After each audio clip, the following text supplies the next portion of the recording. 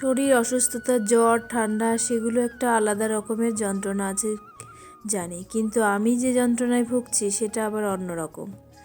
এই যে এখন তাওয়াতে করে গলায় সেঁক নিচ্ছি। এত দাঁতের মাড়িটারি ফুলে টনসিল ফুলে গেছে, এত যন্ত্রণা হচ্ছে, মানে অস্বস্তিতে মানে স্থির হতে পারছি না। এটা ঠান্ডার কারণেই হয়েছে। সেই যে বললাম আমার ঠান্ডাটা লেগেছে, তার থেকেই মুখের এক সাইড, ডান সাইডটাই মানে তোমার গলার ভেতরে আর হলো মাড়ি, দাঁতের মাড়িটারি ফুলে একদম ব্যথা, আর সেই যন্ত্রণা হচ্ছে। তো ভাবলাম একটু গরম জলে গার্গিল করি আর একটু সেঁক নিই, যদি একটু ব্যথাটা কমে। তো নমস্কার বন্ধুরা, ঘরকন্যা মৃদুলার নতুন আরও একটি ব্লগে আপনাদের সবাইকে স্বাগত জানাচ্ছি। সবাইকে নতুন বছরের অনেক শুভেচ্ছা ও অনেক ভালোবাসা জানালাম। আজকের দিনটা হলো 1 জানুয়ারির দিন। 1 জানুয়ারির দিন বছরের প্রথমটাই শুরু হলো আমার শরীর অসুস্থতা নিয়ে। তো সেঁক দিয়ে আমি চলে এলাম ওপরে এসে বড়িগুলো সব রোদ্রে দিয়েছি। কটা বড়ি নিতে আসলাম, বড়িগুলো অনেক শুকিয়ে গেছে। এই বড়িগুলো সব থেকে ভালো হয়েছে। প্রথমবার দিয়েছিল যে বড়িগুলো, ভীষণ সাদা হয়েছে আর সুন্দর একদম ক্রিস্পি টাইপের হয়েছে।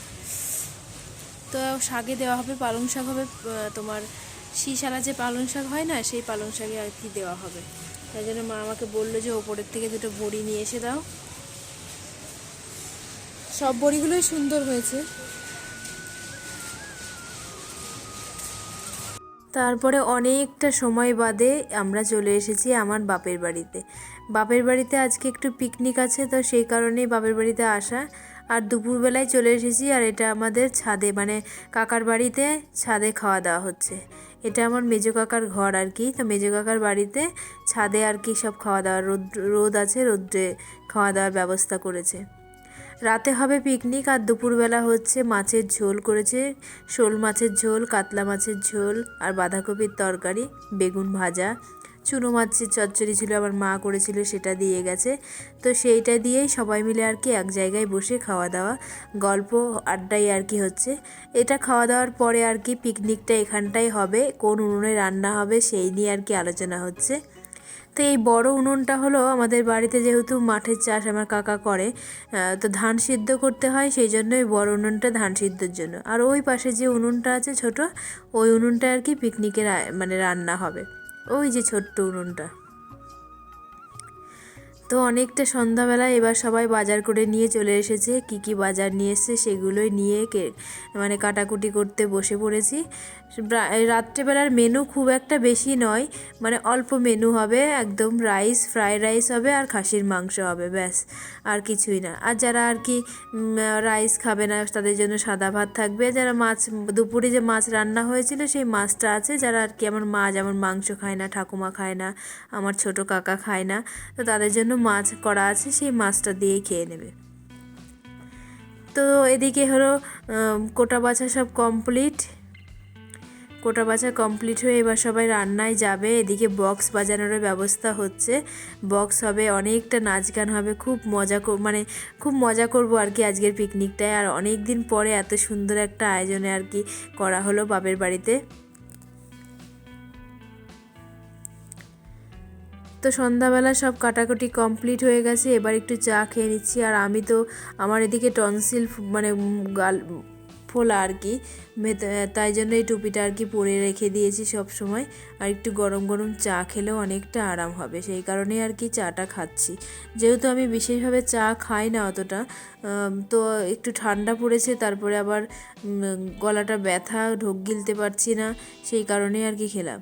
তো এদিকে আমাদের মানে কাটাকুটি কমপ্লিট। এদিকে শর্মিলা রান্না করছে। শর্মিলা বলতে আমার দিদি, মানে মেজো কাকার মেয়ে।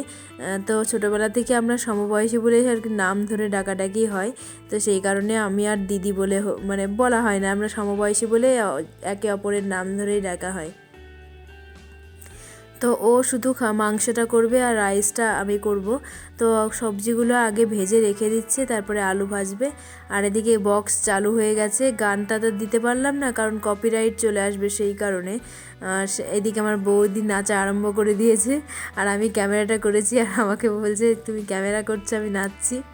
আর এই যে আমাদের সব গায়কেরা সব দাঁড়িয়ে আছে বক্স চালিয়ে। এদের মেন আনন্দই হলো গান করা, মানে মাইকে গান করা। তো অনেকটা সময় পরে খাওয়া দাওয়া চলে এসেছে, অনেকে খেয়ে নিয়েছে, এটা লাস্ট ব্যাচ আর কি চলছে। তারপরে আমি আর শ্রাবণী মানে আমার ভাইয়ের বউ বাকি ছিলাম, আমরা দুজন। এই যে খেতে দিচ্ছে, ও দিচ্ছে, তারপরে আমিও কিছুটা সময় খেতে দিলাম, দেওয়ার পরে দুজন আবার একসঙ্গে সব খেতে বসবো। আর প্রচুর পরিমাণে ঠান্ডাও পড়েছিল, বেশ মজা করলাম আজকের পিকনিকটায়। যারা যারা আমার ভিডিওটি দেখছেন একটু সম্পূর্ণ দেখে একটু লাইক দিয়ে আমার পাশে থেকে যাবেন, আর নতুন যারা দেখছেন তারা একটু সাবস্ক্রাইব করে পাশে থাকবেন। আর এই যে আমি খেতে দিতে দিতে আমার প্রচুর গরম লেগে গেছে, তাই আমি চাদর সোয়েটার সব খুলে টুপিটা পরে আর কি সবাইকে খেতে দিচ্ছিলাম। আমার ভিডিওর কোন অংশটুকু আপনাদের ভালো লেগেছে, যদি ভালো লেগে থাকে তাহলে একটু কমেন্ট করে জানাবেন। আর আমার ভিডিও কেমন লাগছে আপনাদের সেটাও কমেন্ট করতে কিন্তু ভুলবেন না। রাত্রেবেলার পিকনিকটা 1 জানুয়ারির একটা মজাই আলাদা। অনেক দিন পরে এতটা সুন্দর মজা করলাম, খুব ভালো লাগলো। প্রত্যেক বছরে আশায় থাকবো এত সুন্দর করে একটা পিকনিক করার। তো লাস্টে এই যে আমি খেতে বসেছি, আমি আমার বৌদি আছি আর আমার ভাইয়ের বউ আমার পাশে এই পাশে বসে আছে। তো শুধু শুধু ক্যামেরা করব, তো আমি হাতটা আর কি চিবাচ্ছি আর বৌদি হেসেই যাচ্ছে।